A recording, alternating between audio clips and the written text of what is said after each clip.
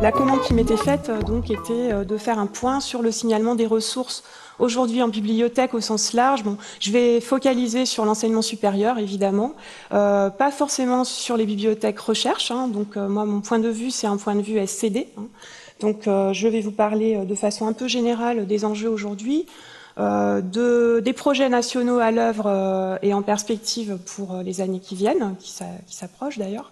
Et puis vous proposer un petit retour de terrain sur où on en est aujourd'hui sur l'université de Bordeaux, puisqu'il faut bien que je parle d'où je viens.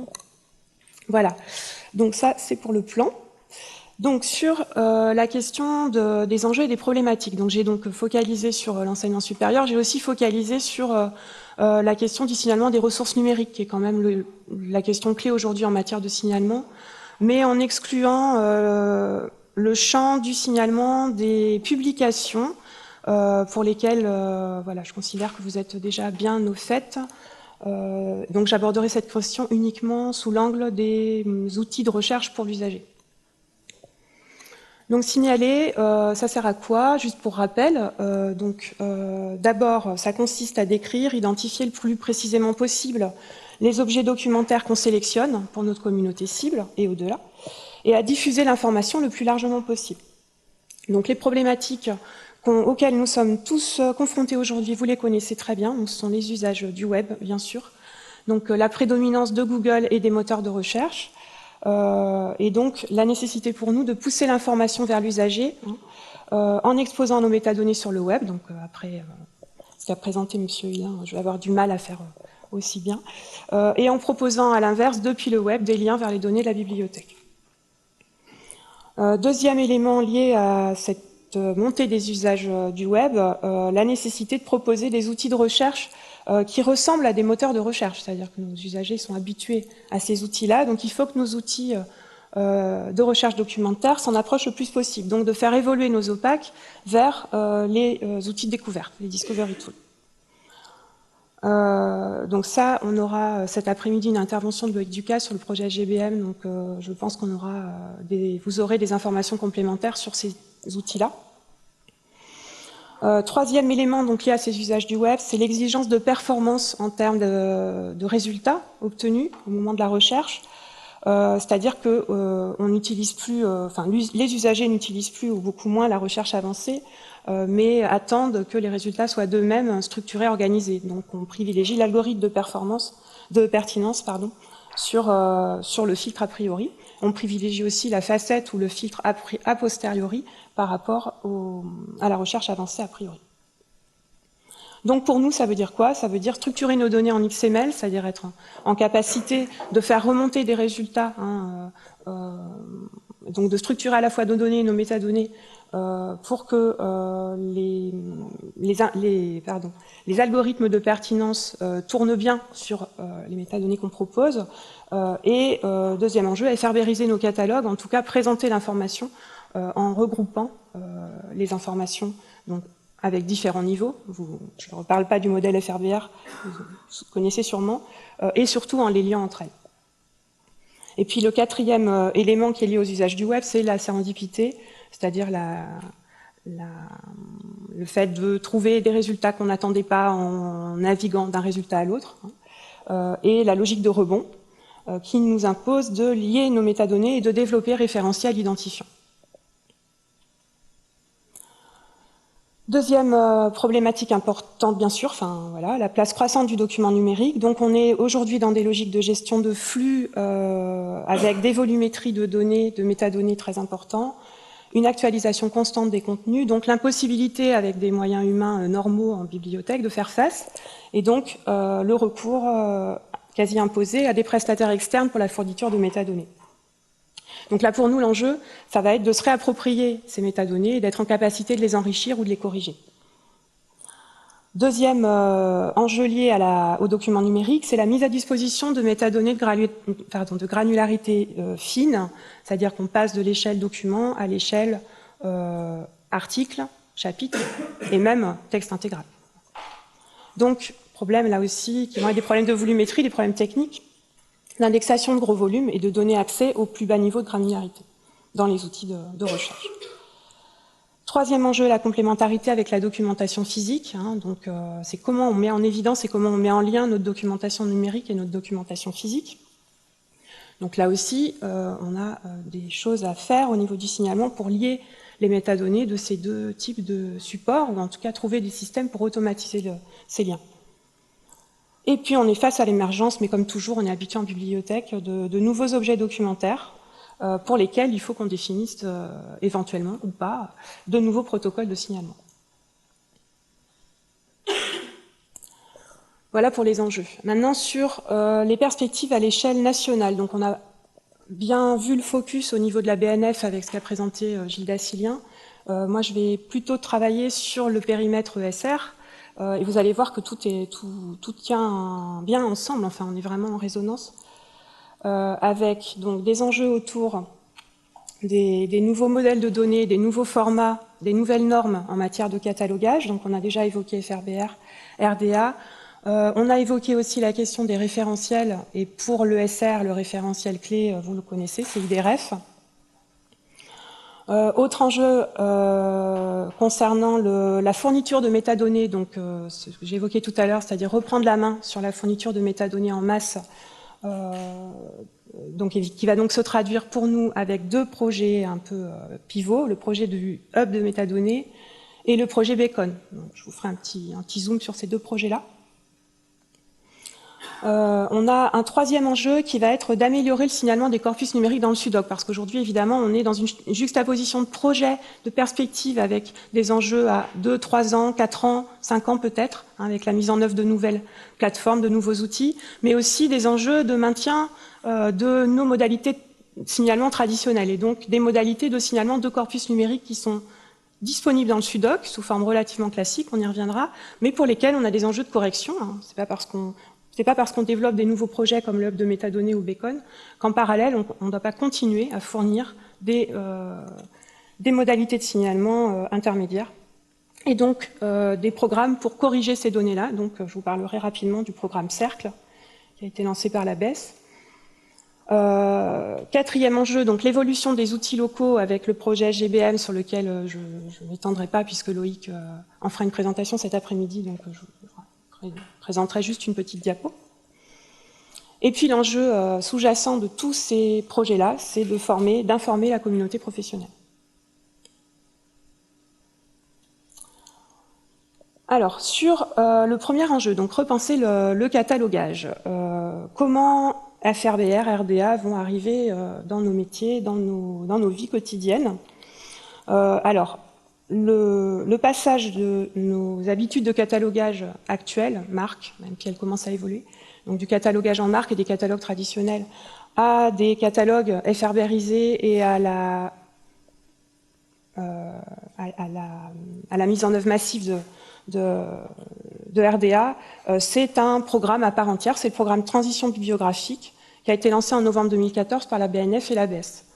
Vous me coupez si c'est trivial tout ça, moi j'essaie de vous faire un petit panorama de l'état des lieux, il y a des choses certainement que vous connaissez tous. Donc l'objectif de ce programme, c'est de permettre l'exposition de nos catalogues, en tout cas des catalogues nationaux, enfin du SUDOC en l'occurrence, sur le web de données. Le dispositif, c'est FRBRiser la bibliographie nationale de France, donc M. Lien en a parlé, et FRBRiser le SUDOC. Ça n'a pas vraiment pris forme encore. On n'a pas encore vu ce que ça donnait, mais tout ce que la BES met en place y tend. Et le deuxième élément, c'est l'adoption progressive des nouvelles règles de catalogage RDA. Alors, comment ça va se passer? Évidemment, les catalogueurs ont commencé à être formés et continuent d'être formés. Donc l'ABS, en partenariat avec les CRFCB, a mis en place un programme de formation qui a commencé l'année dernière. Donc vous êtes peut-être passé par ces programmes-là. D'abord d'initiation aux enjeux du FRBR, du RDA, et puis progressivement à la mise en œuvre de nouvelles consignes de catalogage. Donc on a vu arriver des consignes relatives au catalogage courant pour permettre la FRBRisation du SUDOC. Donc les catalogueurs d'ores et déjà sont censés prêter une attention plus forte aux zones de lien, évidemment, donc aux zones 400, aux accès. Donc on retrouve la logique d'accent mis davantage sur les autorités et les liens que finalement sur le contenu des champs de description. Attention portée également aux identifiants normalisés, donc à utiliser les référentiels et les identifiants. Deuxième élément donc très concret qui est déjà arrivé au niveau des consignes données par la BES, l'application progressive de RDA. Alors là, on est sur assez peu d'impact constaté à ce jour, mais des choses qui vont bouger à partir du 1er janvier. Donc pour le moment, en novembre 2014 plus précisément, il a été demandé aux catalogueurs de ne plus traiter la 200 $B, donc la zone de type de document et type de médiation, là où on mettait texte imprimé, par avant, si ça vous parle, et de remplacer cette zone donc, par les zones 180 et 182 avec des valeurs définies, ce qui permet d'envisager par la suite des recherches très précises sur la notion de type de document, la notion de support, et d'indexer très finement ces deux notions-là qui étaient saisies sous forme textuelle en fait dans la 200. Est-ce que ça va pour le moment? C'est pas... Deuxième enjeu, donc la fourniture de métadonnées pour la documentation numérique qui est déjà en place en fait au niveau du SUDOC. Parce que bon, RDA, FRBR, c'est vraiment la projection. Là maintenant, sur le très quotidien, le ici et maintenant, pour les établissements qui ne disposent pas d'outils de signalement de la documentation numérique du type ERMS, liste A to Z, etc., le SUDOC met à disposition des ensembles de notices bibliographiques pour des corpus numériques bien identifiés. Le problème, c'est que ces corpus sont relativement limités la plupart du temps à des corpus pérennes. Il y a un peu de courant, mais pas beaucoup.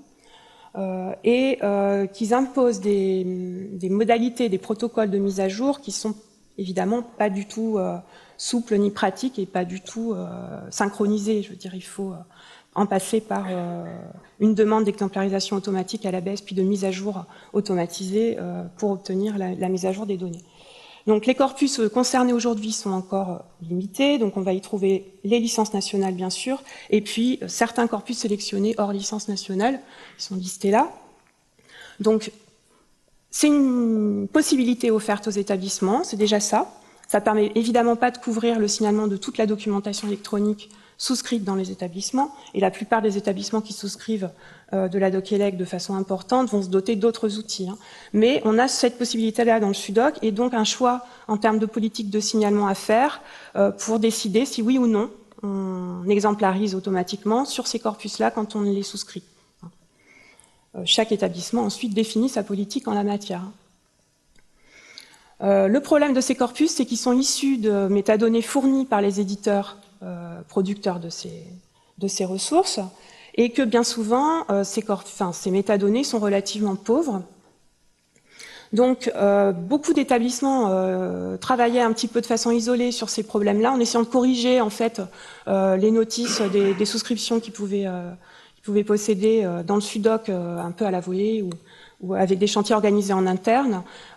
Et donc ces établissements, certains d'entre eux en tout cas, ont saisi la BES pour que des chantiers de correction massifs et mutualisés soient mis en place. Donc en février 2015, vous avez dû en entendre parler, la BES a lancé un programme qui s'appelle Cercle, pour correction et enrichissement par le réseau de corpus de l'enseignement supérieur.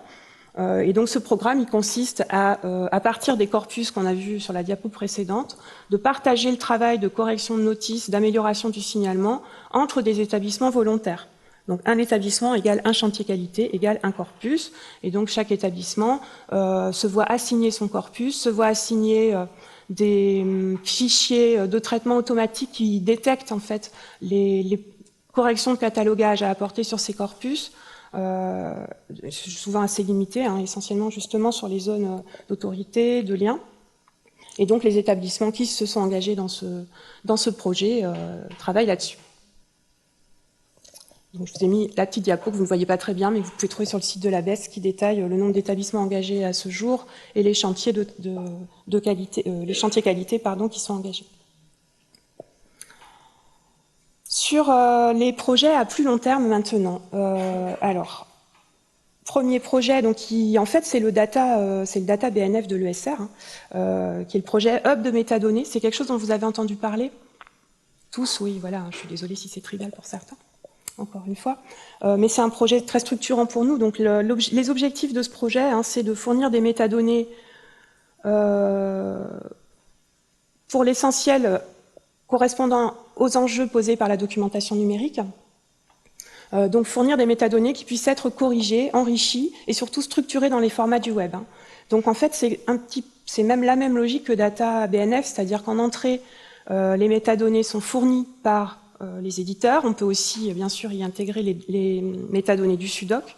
Elles entrent dans le hub, qui est donc un espèce de silo, si vous voulez, dans lequel on va mettre en place des chaînes de traitement automatique des métadonnées. Donc les métadonnées rentrent dans le hub avec différents formats acceptés, hein, le MARC, on a parlé de l'EAD tout à l'heure, le Dublin Core, ça peut même être du fichier Excel, du HTML. Ensuite, il y a des routines au niveau du hub qui vont être mises en place pour retraiter ces métadonnées, les structurer en RDF, c'est-à-dire mettre à plat en fait le modèle conceptuel qui est derrière ces données, hein, pour le simplifier, hein, et le rendre conforme au schéma RDF, ce qui permet ensuite de ressortir ces métadonnées dans tous les formats qu'on souhaite, hein, et donc de faire rentrer du MARC, de faire sortir du Dublin Core, de faire rentrer du Dublin Core, de faire sortir de l'EAD, etc. Donc l'idée, c'est de proposer aux établissements un silo, un entrepôt de métadonnées qui puisse être ensuite incorporé dans les systèmes locaux, et au passage de retraiter ces données, de lancer dessus des traitements qui pourraient être plus ou moins automatisés. C'est pour ça qu'on retrouve vraiment la même logique que pour Data BNF, hein, avec donc de la correction, de la détection automatique de problèmes dans les notices, et puis de l'enrichissement manuel en termes de liens les liens référentiels peuvent être automatisés, mais en termes par exemple d'indexation matière. Donc en sortie, pour le moment, ce qui est évoqué, c'est de la mise à disposition sous forme d'API, qui sont donc utilisées ensuite par les applications locales. Voilà. Donc là, on est encore sur une logique de test, hein, sur ce hub de métadonnées. Il y a des premiers corpus qui ont été traités en test, et notamment les corpus des licences nationales. Deuxième projet pour lequel, là, on a une réalisation très concrète et qui a été mise à disposition tout récemment, enfin, au printemps 2015, c'est le projet Beacon, donc base de connaissances nationale. Donc là, l'idée, c'est de fournir des métadonnées, là encore, concernant la documentation numérique, mais exclusivement la documentation numérique, fournie par les éditeurs, hein, et surtout respectant une recommandation internationale, qui est la recommandation CABART, qui est un format de métadonnées en quelque sorte pivot, avec un nombre de champs relativement limité, mais qui permet de garantir une qualité des métadonnées uniforme et un standard de richesse des métadonnées minimal. Donc l'intérêt de Beacon, c'est qu'il y a un contrôle qualité qui est fait par l'ABES des métadonnées fournies par les éditeurs, que c'est un système qui est déjà opérationnel, c'est-à-dire qu'on peut d'ores et déjà récupérer les fichiers fournis, soit en les téléchargeant, soit avec des API pour les intégrer dans nos systèmes. Et donc l'idée, c'est reconstituer, si vous voulez, enfin constituer progressivement une base de connaissances nationale qui puisse soit compléter les bases de connaissances fournies actuellement par des éditeurs propriétaires, hein, la plupart du temps c'est des solutions qu'on souscrit qui sont payantes, soit remplacer à terme ces solutions-là. Troisième, quatrième, je ne sais plus où j'en suis, projet de l'ABES, donc le projet SGBM, donc, dont Loïc Ducasse nous parlera plus en détail et plus avec une vision terrain cet après-midi. Le projet SGBM, c'est le versant SID du signalement, donc c'est vraiment le versant outil métier.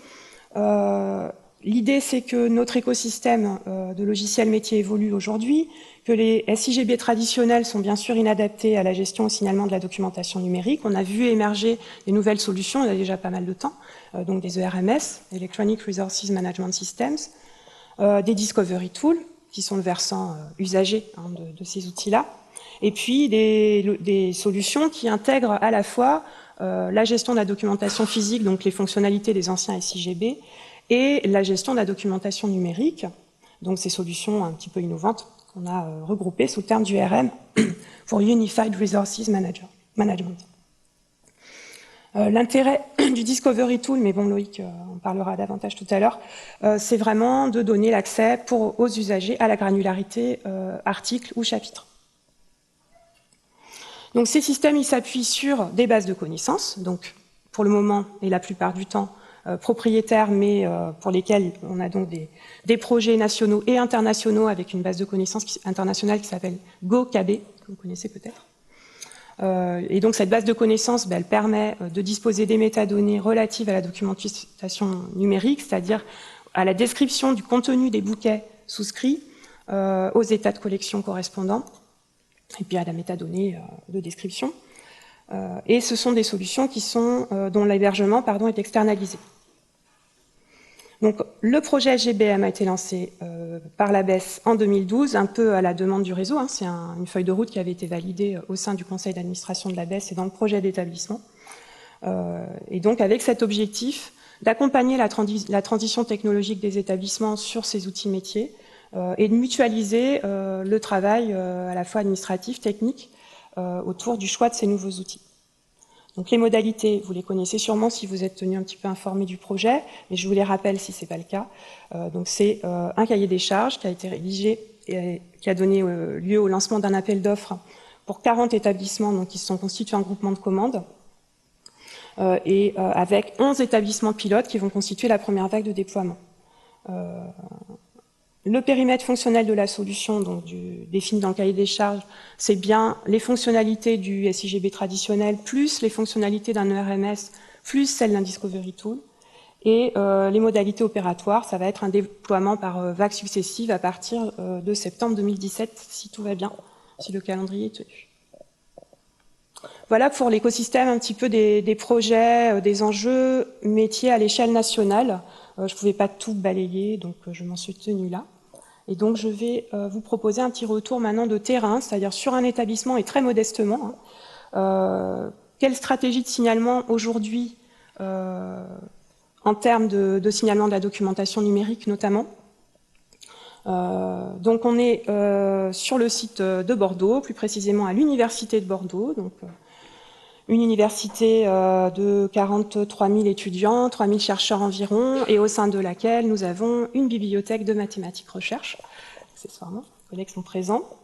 Donc environ 798 000 documents signalés dans le catalogue Babor+, dont 225 000 relevant du support numérique. Et dans ces 225 000 documents numériques, vous voyez les proportions, environ 140 000 livres, 72 000 revues et 104 plateformes ou bouquets. Donc des volumes de données de documentation numérique très importants et évidemment de la documentation numérique souscrite, donc avec des flux de mise à jour annuelle, etc. Comme partout, il n'y a rien d'original, c'est juste le contexte à Bordeaux, les volumétries à Bordeaux, mais finalement on pourrait tous dans la salle défiler avec notre diapo et dire la même chose, avec nos chiffres pour chacun. Ça, j'y reviendrai après. Comment on a travaillé sur la politique de signalement sur l'Université de Bordeaux? D'abord de façon très pragmatique, un peu en faisant. C'est pas forcément un travail ou un exercice si structuré que ça, de définir sa politique de signalement. Je crois, surtout sur la DocElec, où finalement, souvent, on est dans l'ajustement, où on peut dire des choses a priori, et puis l'année d'après, on est obligé de faire bouger les lignes parce qu'on se rend compte qu'en fait, ça tient plus, ou que le bouquet qu'on signalait via le SUDOC, finalement, la mise à jour tourne pas, ou qu'au contraire, il y a un nouveau bouquet qui est proposé sur le SUDOC qu'auparavant, on signalait comme on pouvait. Voilà, donc ça se fait un petit peu en faisant. Mais il y a quand même des grands principes qu'on a réussi à dégager, qui, je pense, sont partagés par la majorité des établissements. Donc le premier, c'est d'essayer de lister un petit peu nos problématiques et les problématiques de nos usagers, et puis de trouver des solutions à notre niveau local.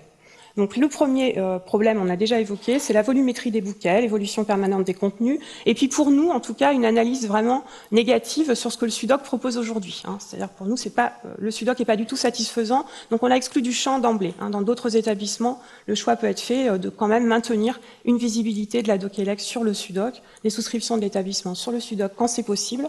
Pour nous, le choix, ça a été de l'abandonner, clairement. Et de privilégier un outil en local, et donc le signalement en local, appuyé sur notre RMS, puisqu'on en a un, Pardon, le schéma technique, j'y reviendrai après. Donc on a sur le site de Bordeaux un ERMS qui est produit par Serial Solutions, qui nous fournit à la fois une base de connaissances, une liste alphabétique, un résolveur de liens et un module statistique. Ça, c'était pour les choix par rapport au SUDOC. Sur la problématique de la complémentarité papier et électronique, ça nous posait vraiment problème, et je pense que ça pose problème partout. Ce qu'on a souvent sur la documentation numérique, c'est de la collection relativement récente, ou en tout cas avec une antériorité qui peut être complétée par nos collections papier. Et nous, on avait un problème dans notre catalogue pour montrer, soit avec des notices qui soient pas trop loin, l'intégralité de la collection, papier plus numérique, et surtout pour faire du lien entre ces deux notices-là, puisque dans nos réservoirs de notices bibliographiques, nous avons un SIGB pour le papier, un ERMS pour la documentation numérique. Comment on fait travailler tout ça? Donc ce qu'on a souhaité, ce qu'on a décidé de faire, c'est de trouver une solution pour automatiser, enfin introduire des liens URL systématique entre les deux niveaux de notice et faire ça au niveau de notre outil de découverte, si on peut appeler ça comme ça, puisqu'on ne va pas jusqu'à la granularité article dans Babor+, mais en tout cas sur notre moteur de recherche documentaire qui en fait fonctionne comme un outil de découverte. Hein, on réindexe en fait les données du catalogue et les données provenant d'autres réservoirs dans un index central, et c'est cet index qu'on interroge avec le moteur de recherche. Voilà. Donc pour faire ces liens, on a mis en place des petits scripts automatiques qui s'appuient sur les ISSN, sur les ISBN aussi, mais pour le livre c'est un peu plus compliqué, on n'a pas toujours les ISBN dans les notices fournies par les prestataires, et on fait tourner tout ça pour que, vous verrez après, je vous montrerai des petites copies d'écran, pour qu'il y ait un lien dans la notice papier qui renvoie vers la notice électronique, et qu'il y ait un lien dans la notice électronique vers la notice papier. Voilà. Pas une mince affaire, ça a l'air de rien comme ça, alors vous me direz à la pause déjeuner comment vous faites dans vos établissements, parce qu'on n'était pas mécontents d'avoir trouvé une solution. Pour la suite, alors pour l'usager, la problématique sur laquelle on a souhaité travailler en priorité, c'était la juxtaposition des outils de recherche, hein, puisque jusqu'en 2011, nos usagers avaient un SIGB, une liste alphabétique. Donc ça, je pense que pour beaucoup d'entre vous, vous êtes peut-être aussi dans des établissements où des solutions ont été adoptées d'ores et déjà pour résoudre ce problème de juxtaposition d'outils. Mais pour nous, c'est relativement récent, ça fait 4 ans seulement qu'on propose un moteur de recherche unifié, donc qui s'appelle Babor+, qui est un logiciel open source, et qui fonctionne comme ça. Donc, je ne sais pas si vous voyez bien. Donc c'est vraiment le principe du DT, enfin du Discovery Tool, donc avec un index central alimenté par différentes sources. Donc on va trouver à gauche en vert les catalogues, puisque c'est un outil partagé à l'échelle du site, hein, donc on a le même outil pour tous les établissements du site, donc les deux universités aujourd'hui, Sciences Po, les écoles d'ingénieurs du site de Bordeaux, et voilà. Donc on a nos catalogues qui viennent alimenter l'index, nos ERMS respectifs qui alimentent également l'index, c'est-à-dire qu'on importe en fait, on fait un export de la base de connaissances de l'ERMS de chaque établissement. Et puis on peut y ajouter des sources diverses et variées, locales ou pas locales, du type thèse électronique numérisée, enfin plutôt mise à disposition sous forme électronique avant que le dépôt électronique soit officiel sur l'ancienne université de Bordeaux, hein, enfin des petites scories comme ça qu'on a tous dans nos établissements. Les ressources pédagogiques produites par l'université, les bibliothèques patrimoniales, puisqu'il y en a 2 sur le site de Bordeaux, des établissements. Et on enrichit tout ça avec des web services qui nous permettent de récupérer des premières de couverture, des résumés. Voilà. Donc ça, c'était comment répondre à la problématique de nos usagers qui était d'utiliser des outils différents juxtaposés pour accéder enfin à la fois à l'information sur la doc élec et sur la doc physique. Donc dans Babor+, on va bien trouver les 2 informations. Deuxième problème pour l'usager, c'est le coût du résolveur de liens. Désolé pour ceux qui connaissent tout ça par cœur. Moi, je tenais vraiment à refaire un panorama, y compris très basique en fait, hein, des outils qui existent aujourd'hui et qu'on a pu choisir sur le site de Bordeaux. Donc pour nos usagers, le problème de base, c'est ne pas avoir à ressaisir des références bibliographiques sur un site éditeur, donc sur une plateforme de bouquet de revues par exemple, après avoir fait une recherche bibliographique dans une base de données. Donc ça, c'est traité avec un résolveur de liens très simple. Je vous montrerai des petites copies d'écran aussi. Troisième problème, nos publics ont du mal à identifier les ressources qui les concernent. Donc qu'est-ce qu'on peut faire? On propose là un travail plutôt sur la médiation et la valorisation de nos ressources. Donc on est à la limite du signalement, mais c'est un ensemble de penser sa politique de signalement, c'est aller jusqu'au bout, c'est aller jusqu'à ce qu'on propose à l'usager. Et donc on a mis en place une liste thématique, certains le font via le site web, chacun sa technique. Nous on a fait une petite base de données maison qui nous permet de rajouter de la description un peu plus qualitative que ce que fait le RMS, et on alimente comme ça une liste thématique. Quatrième problématique, les informations données sur les revues, alors là on va passer côté chercheur, ne tiennent pas toujours compte du contexte d'utilisation par les chercheurs, c'est-à-dire que les données bibliographiques, elles se limitent à la description des ressources, et ne sont pas forcément complétées avec des informations de bibliométrie ou des informations concernant la politique open access de l'éditeur par exemple. Donc on a enrichi les métadonnées essentiellement des revues avec des web services qui nous permettent d'interroger Simago, donc, que vous connaissez sûrement, qui est un projet qui met à disposition des indicateurs bibliométriques issus de Scopus et qui est gratuit. Et un web service avec Romeo, que vous connaissez aussi certainement, donc, qui est un site maintenu par le Royaume-Uni, qui déclare, qui signale, qui précise les politiques des éditeurs en matière d'open access. Je vous montrerai des diapos, enfin des copies d'écran. Cinquième problème pour l'usager, il y en aurait plein d'autres, mais j'ai un peu zoomé sur ce qui nous avait paru être les points à traiter en priorité. C'est à nouveau le problème des points d'entrée. Donc c'est Google et Google Scholar comme outil de recherche privilégié. Donc notre médiation, c'est d'exposer nos métadonnées sur le web. Donc c'est ce qu'on a fait, c'est-à-dire que tout ce qui est dans l'index de Babor+, est bien exposé sur le web et donc cherchable par des robots. Ça ne résout pas ce que disait Gilles Dassilien, la question du référencement. C'est-à-dire c'est pas parce qu'on expose nos métadonnées qu'elles sont bien référencées par les moteurs. Donc quand on cherche un document avec des mots-clés suffisamment discriminants, on va bien arriver sur une notice Babor+, bibliothèque en haut des listes de résultats. Par contre, si les mots-clés ne sont pas discriminants, on n'est pas suffisamment bien référencé pour apparaître dans la première page. Mais n'empêche, on a quand même fait ça. Et à l'inverse, on a mis un petit lien, je vous montrerai sur Google Scholar, pour que nos chercheurs puissent rebondir sur le catalogue de la bibliothèque depuis Google Scholar. Donc en résumé, et en termes de politique, cette fois vis-à-vis du SUDOC et des outils locaux, voilà notre politique de signalement aujourd'hui. Donc en back-office, on a trois types de cas. Le cas des périodiques papier et ou numériques pérennes, onéreux, payants, que ce soit booké ou titre à titre. Tout ça, on le met dans le SUDOC, c'est-à-dire tout le pérenne, oui, ce que je disais tout à l'heure, ce qu'on ne met pas dans le SUDOC, c'est vraiment le flux, c'est vraiment le courant pour lequel il y a des mises à jour ou des actualisations. Tout ce qui est acheté de façon définitive, on le met dans le SUDOC. Deuxième cas, les souscriptions courantes, donc cette fois-ci avec du flux, mais qui portent sur du titre à titre, donc sur de la granularité assez fine, voilà, sur du titre à titre. Donc onéreuse ou en open access. Là, on est sur du flux, donc on ne met pas dans le SUDOC. Donc on va travailler sur le RMS et on va répercuter ça en front office dans une liste alphabétique classique, dans le résolveur de liens et dans Babor+. Et puis le dernier cas, les souscriptions courantes onéreuses, cette fois sous forme de bouquet. Donc tout ce qui est bouquet, onéreuse, bouquet onéreux, licence nationale ou bouquet en open access, on va le saisir, le signaler dans la base de connaissances de l'ERMS, donc encore faut-il que ça y soit présent, c'est pas toujours évident.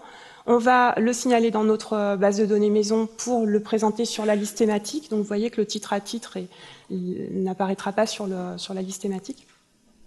Et la liste thématique, par certains côtés, va parfois être plus riche que ce qu'on va pouvoir dériver de l'ERMS, puisque toutes les ressources en open access qu'on souhaite rendre visibles et qu'on a sélectionnées pour nos usagers ne sont pas présentes dans la base de connaissances de notre ERMS aujourd'hui. Et puis il nous manque la granularité article, donc c'est la suite, donc 2017, SGBM, on attend le DT, le vrai cette fois, pour remplacer Babor Plus et donner accès à la granularité article chapitre à nos usagers. Donc un petit zoom, il me reste quoi, une minute 20, voilà. Donc je passe c'est juste des petites copies d'écran pour vous montrer ce que ça donne dans le concret pour l'usager. Donc au niveau du moteur de recherche Babor Plus, bon, la page d'accueil est très basique, ça ressemble à Google, l'usager tape ses mots-clés. Donc là, il tape Tetrahedron Letters, et donc première chose, on va lui proposer dans l'affichage des résultats, autant que possible et à la suite, les deux notices. Voilà. Donc ça se fait au niveau de l'algorithme de pertinence. Deuxième élément, quand il va cliquer sur la notice, cette fois, donc là on a changé de titre, on est sur l'actualité juridique, droit administratif, la JDA, on va générer le fameux lien, autre support, notice papier correspondante, autre support, notice électronique correspondante. Et ça, c'est un petit script automatique qui fait lien entre les deux notices. On n'a rien à saisir, si vous voulez, au moment du signalement et au moment de la création de ces deux notices. On n'a pas rempli de champ qui fasse le lien entre les deux. Et ça se faisait d'ailleurs absolument pas automatiquement, puisque ça vient de deux sources différentes. Donc le seul moyen pour nous de les lier, c'est ça. Si on travaille les deux dans le sudoc, on peut faire le lien sans problème. En matière d'enrichissement des notices, donc un autre exemple, le Mendeleïev Communications, au niveau de la notice, en haut vous avez la notice bibliographique et en bas les données d'exemplaires. Et dans les données d'exemplaires, des petits onglets, dont un onglet qui s'appelle commentaires, donc où les chercheurs peuvent rajouter des commentaires, c'est la fonctionnalité d'enrichissement collaborative, et un onglet qui est juste à côté, qui s'appelle indicateur, donc je vais vous détailler ça. Je vous le montre, hop. Donc si on clique sur l'onglet indicateur, on a cette petite chose qui s'affiche donc dans la partie exemplaire et qui permet aux chercheurs de savoir quel est le ranking en fait de la revue à partir des indicateurs SIMAGO, qui sont très proches des indicateurs Scopus, qui sont les indicateurs Scopus en fait. Et on va également lui proposer dans la notice bibliographique un petit lien, donc vous voyez Open Access, avec, je ne sais pas si vous voyez bien, avec un libellé là. Non, je ne peux pas. C'est ce machin-là, voilà. Ouais. Donc voilà. Ici, Open Access. Vous souhaitez connaître les modalités de diffusion d'un article publié dans cette revue, son code couleur Roméo, et on met la couleur. Donc là, on est sur un code Roméo vert, ce qui veut dire que les auteurs de notre université publiant chez cet éditeur, sur cette revue, ont le droit de diffuser leur publication dans des archives en open access, y compris la version post-print.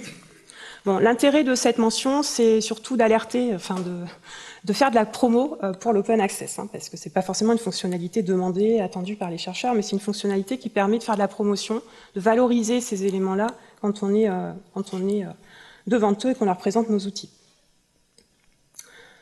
Deux, trois petites copies du résolveur de liens. Bon, ça, je pense que la grande majorité d'entre vous connaissent ces outils-là, savent comment ça fonctionne. Donc, l'idée, c'est qu'on est sur une base de données bibliographique, en l'occurrence, je ne sais plus dans quoi on est là, Scopus.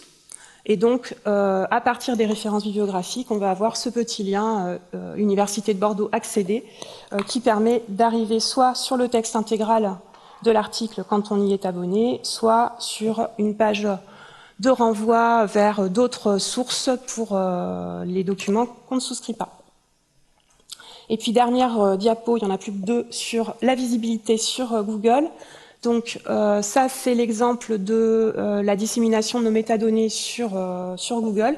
Donc j'ai tapé des mots-clés évidemment suffisamment discriminants pour être sûr d'arriver sur ma notice Babor Plus. Donc j'ai choisi un titre de mémoire assez parlant, et donc je retrouve bien dans les deux résultats proposés la notice du catalogue. Et dernière diapo, donc dans le sens inverse, depuis Google Scholar, donc quand l'usager fait une recherche sur Google Scholar, il y a une fonctionnalité dans Google Scholar, si vous ne la connaissez pas, je vous en informe, qui s'appelle lien vers les bibliothèques, donc on trouve dans les paramétrages Google Scholar. Et donc si vous avez un résolveur de liens, vous pouvez le déclarer là, Et pour l'usager, ça veut dire que quand il va lancer une recherche sur Google Scholar, par exemple sur les tetrahedron letters, il va avoir des références Google Scholar, donc des références plutôt granularité fine généralement d'articles, mais avec sur la droite la résolution de lien qui lui permettra d'accéder directement à l'article via la souscription de l'université. Voilà. C'est tout pour le retour de terrain. Voilà, c'était très terrain par rapport à l'intervention de Gilles Dassilien. Je suis désolée pour le côté très matériel, alors qu'on aurait tous aimé avoir la démo détaillée de Data BNF. Mais voilà, j'ai fini, on va presque pouvoir manger à l'heure.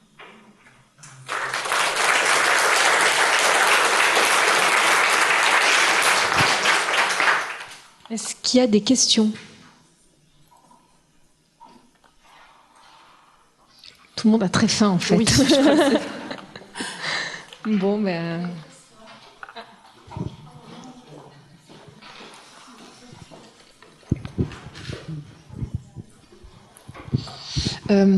Pour cataloguer en même temps les ressources physiques et les ressources numériques, est-ce qu'il y a eu déjà des réflexions? Est-ce qu'il est possible de les cataloguer dans un même SIGB?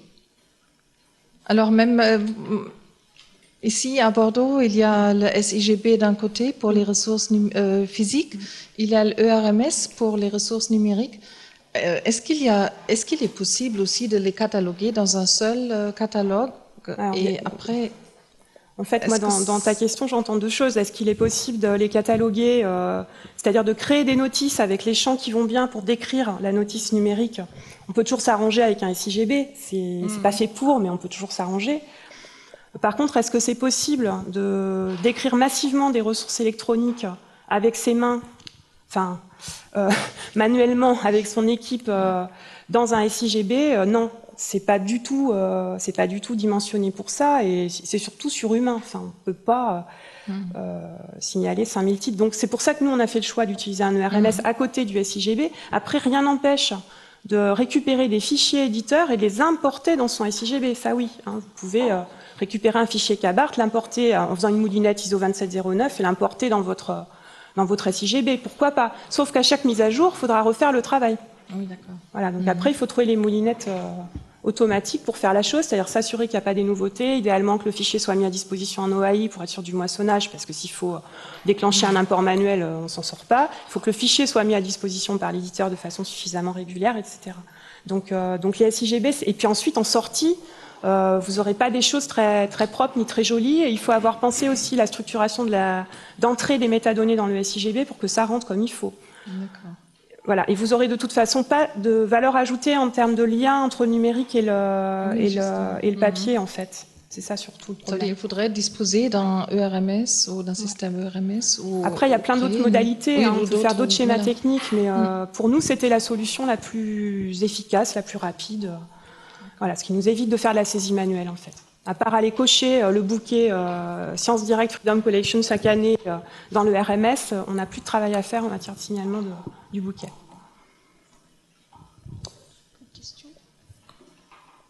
On va manger. Bon, mais je vous remercie. On va vite se Merci à vous. déplacer au restaurant et on se retrouve à 14h.